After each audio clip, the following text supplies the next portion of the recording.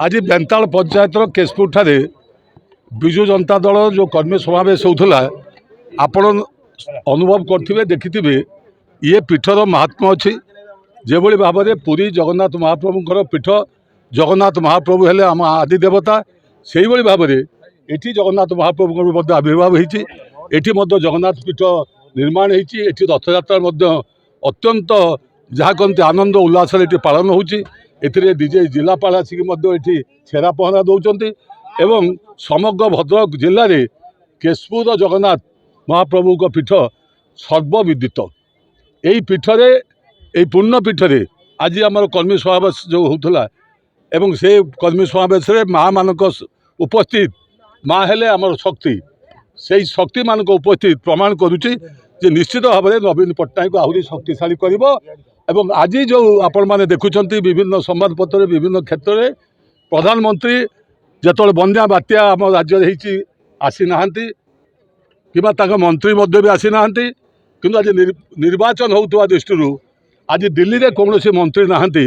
बर्तमान सबू मंत्री प्रधानमंत्री आज ओडिशा आसुच्च कौन नवीन हटाओ एवं आम बीजेपी अना किंतु आपण ये निजे अनुभव करेंगे आम जो माँ मान को पचारू आप नवीन बाबू दरकार ना नरेंद्र बाबू दरकार सब कहले आमर नवीन बाबू दरकार कहीं नवीन बाबू 2001 मसीह जो आरंभ कर आज पर्यंत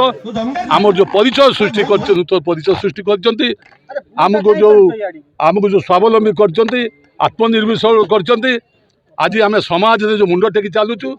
सी केवल संभव हो नवीन बाबू पाई तेणुक नवीन बाबू थिबा पर्यंत आम नवीन बाबू छाड़बार ना तेणु आगामी दिन 2014 नवीन बाबू षष्ठ थर मुख्यमंत्री हवा निश्चित 2024 निश्चित भाव में माननीय नवीन बाबू मुख्यमंत्री हवा निश्चित। आगामी 1 तारीख 2024 जो साधारण निर्वाचन आज